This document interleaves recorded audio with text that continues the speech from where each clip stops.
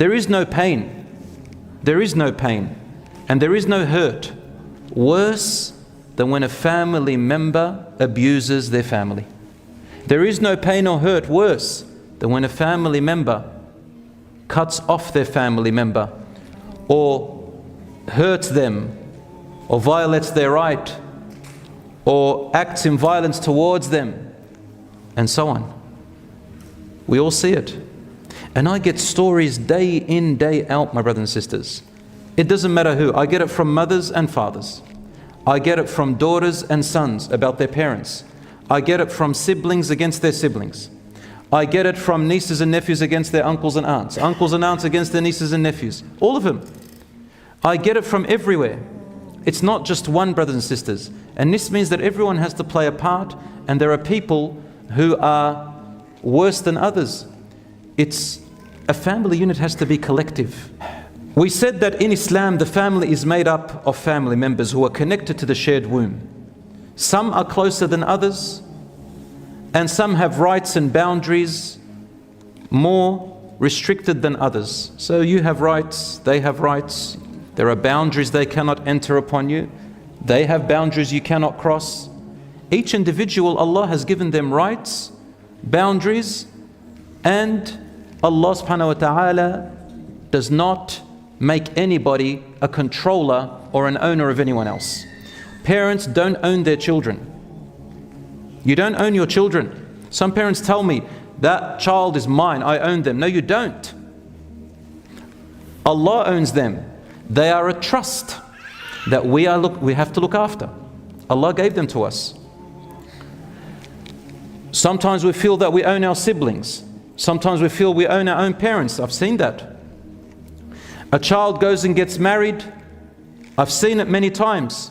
Sometimes the mother thinks she controls and owns her son. Take him away from his wife.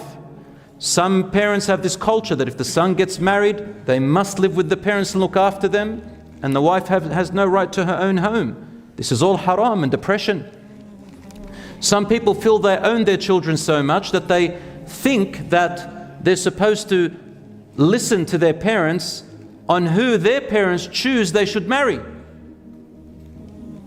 And they use the religious texts to tell them that if you don't obey me to marry that girl or that boy to their son or to their daughter, then I'll invoke Allah's anger upon you.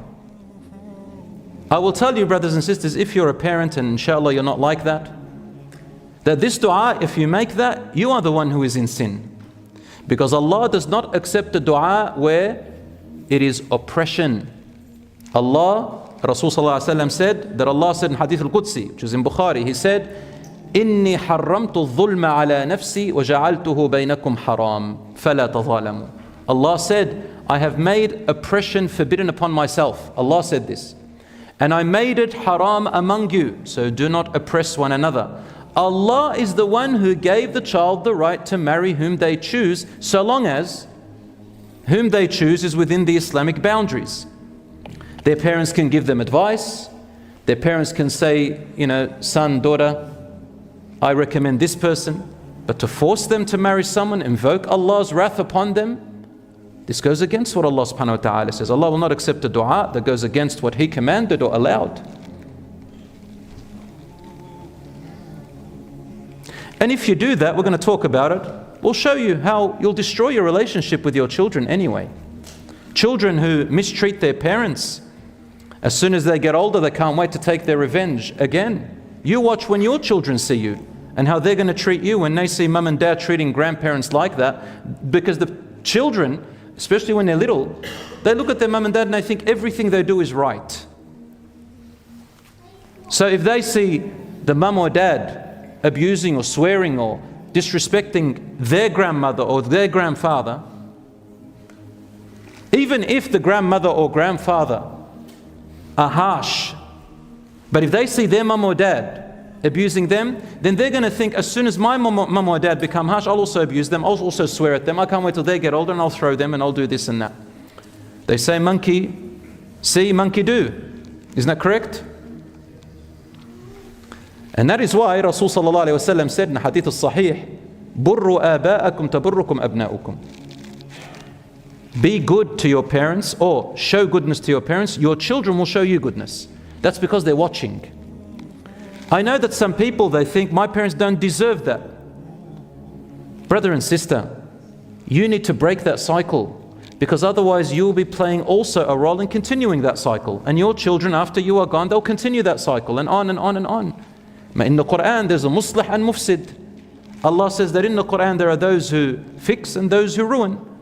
We have the ability when we become adults, inshallah, to build our health, to get support, inshallah, learn our deen and break that cycle. What's the problem with that? Allah is going to judge every single person for what they did. Allah will judge the parents.